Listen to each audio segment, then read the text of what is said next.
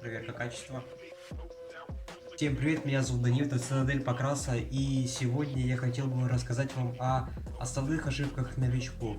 Некоторые из пунктов я нарушал даже после первого года Покраса, и даже с опытом.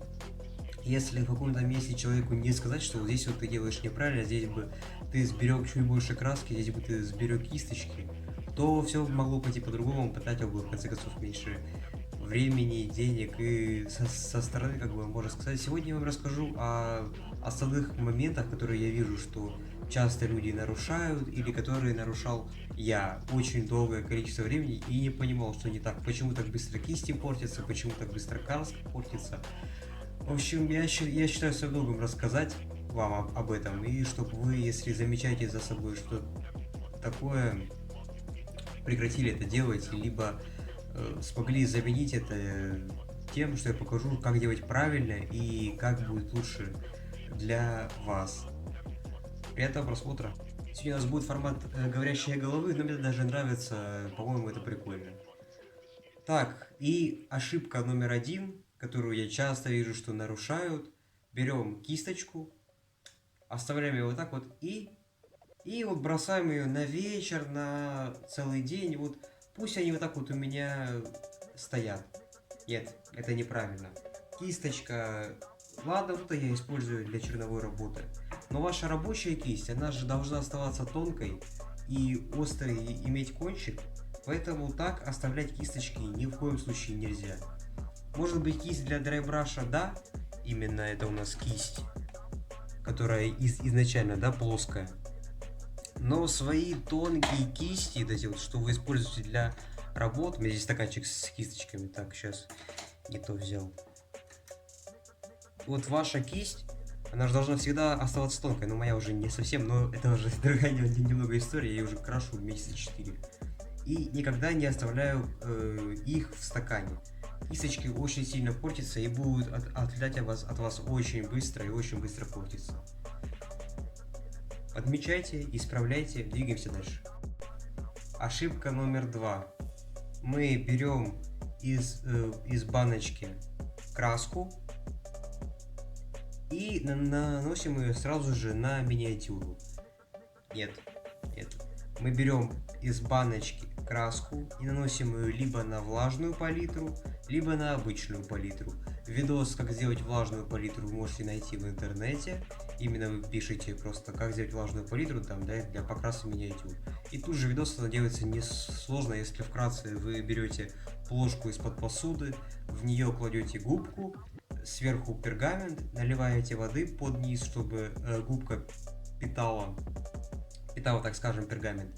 И тогда ваша краска будет дольше оставаться на палитре, вы так даже меньше израсходуете. Но как мне известно, не всем нравится влажная палитра.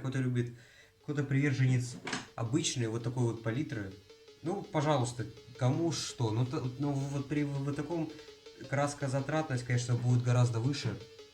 Потому что краска будет сохнуть быстро и придется постоянно намешивать. Но факт в том, что нельзя сразу же брать из баночки краску на миниатюру, это факт. Это приведет к тому, что в итоге вы получите жирный слой и жирные мазки будет видно. Ну, в общем, это нехорошо. Будете заливать детали, как-никак концентрированные, вы не замешиваете здесь ни с водой, ни с чем, и результат будет не очень. Ошибка номер 3. Связана в частности с красками с Цитадель, потому что, как я знаю, с вот такими красками я ими еще на самом деле мало пользовался, но им это не так страшно, как страшно для краски Цитадель. Ошибка в том, что мы открываем красочку, да, и бросаем ее. Так дело не пойдет. Краска быстро сохнет, особенно Цитадель. Когда мы открываем крышечку, да, мы обнажаем как бы содержимое вообще всей баночки. Если здесь хотя бы носик, да, который, ну, не так там, да, страшно, ну, мне так кажется, я еще точно не знаю последствия, я не пробовал, потому что более-менее я не оставляю, но я часто вижу, что оставляют баночки, и баночки сохнут очень быстро, баночка превратится в кашу, краска засохнет, и ей будет пользоваться невозможно, и это не исправить.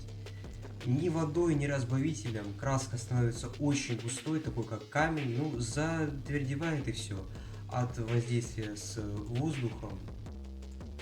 Здесь же еще можно подметить, кстати, такую особенность, что... Сейчас, минуточку, я найду. Вот. Особенность с проливками. С проливками это еще, возможно, как-то можно сделать. Но все равно их надо наносить на палитру, но проливка такого не прощает. Потому что одного дня вы так оставите ее, рукой дернете, она упадет и вся разольется. Было такое уже не один раз, не у меня одного, думаю, многим это знакомо. Вот эта маленькая баночка еще ладно, но когда проливается вот такая большая баночка, то это очень обидно, потому что, во-первых, проливается очень много, во-вторых, это все надо убирать, в-третьих, вот это стоит, наверное, как 2 или 3 вот такие. Поэтому закрывайте всегда баночки, следите, чтобы они всегда были закрыты. Немножко взяли, да, или в случае с вот такими, немножко капнули, и все. Закрыли, убрали, двигаемся дальше. По краске еще можно упомянуть то, что вот в данной красочке, именно красочке от ГВ, да, у нас в крышку забивается краска. Не знаю, насколько видно, нет, ну, думаю, видно, вот. Тут понятно, что оно вот сюда вот залезает вот сюда, и она там засыхает, баночка плохо закрывается. Опять же, все сводится к тому, что туда попадает воздух, она много контактирует с воздухом, а в баночке Цитадель все сделано так, чтобы вся краска, получается, если испортится, то вся краска. Поэтому не забывайте, помимо того, что закрываете баночки, еще проверять крышечку на наличие засохшей в ней краски. Удаляю я обычно такую краску с помощью скальпеля. Могу, кстати, об этом отдельный ролик, если нужно, как я чищу свои баночки. Если нужно, напишите в комментариях, дайте мне знать, я сниму ролик по прочистку баночек, расскажу все, что я делаю, чтобы они у меня оставались более-менее чистыми. Ну, это, конечно, грязненькое, но тут есть почистенькие, есть почище, потому что я не так давно чистил тут пару баночек. Честно, уже немного подсбился, не знаю, какая это будет ошибка, почту 4-я, 5-я. Но не забывайте промывать кисть постоянно. Чем чаще вы моете кисть, тем лучше. Именно мыть не вот так вот. Я, честно, грешил этим. Я очень долгое время отмывал от краски свои кисточки путем вот так вот. Я их просто бил об дно стаканчика. И, ну, именно прям вот так вот, прям, чтобы он билось вот в эту штуку. И кисти у меня портились достаточно быстро. Но мне знающие люди подсказали, что нужно именно об стенку прокручивать осторожненько кисть, и так она прослужит гораздо больше. По кистям еще могу сказать то, что не забывайте постоянно после каждого взятия краски промывать ее часто. Не берите краску, да, помазали, бросили кисть и все. Кисть будет испорчена. И тяжело ее будет отмыть, возможно, с помощью спирта, но и то это будет вредно, потому что кисточка быстро испортится. Что еще поможет вашей кисточке прожить, так это то, что необходимо брать краску. Давайте возьму кисть понагляднее. Так, какие у меня здесь есть? Ну вот, грубо говоря, вот это вот. Берем кисточку, да? Мы наносим, краску берем исключительно кончиком или половиной этой кисти. Ни в коем случае краска не должна забиваться вот сюда, в основание кисточки. Иначе, опять же, кисть будет испорчена безвозвратно.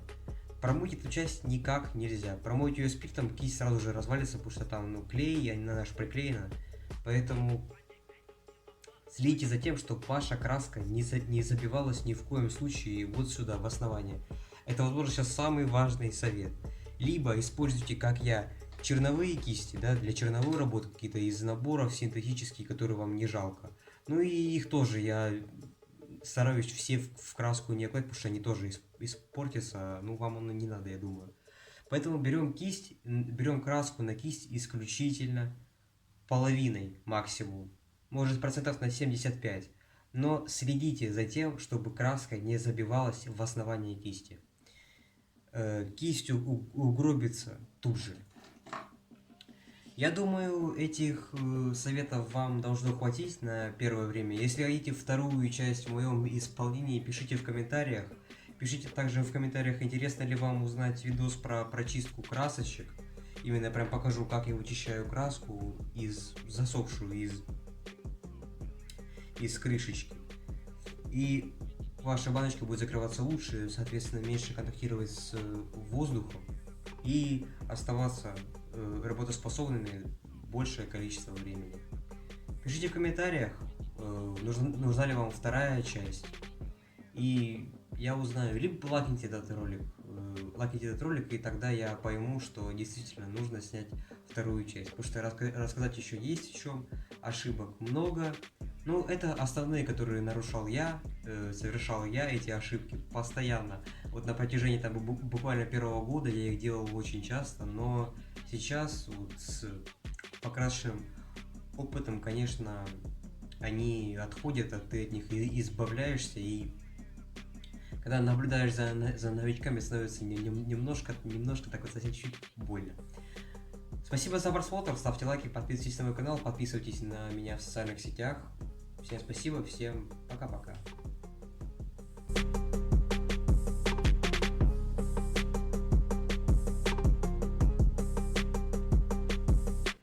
Друзья, и последнее, не лейте много проливки, пожалуйста, не лейте много проливки, лучше в пару слоев нанесите, хотя я сам грешу этим, но, ребят, я всем работаю над собой, от проливки я уже более-менее отхожу, ну, пожалуйста, не лейте много проливки, она дает только грязь, ребята, пожалуйста.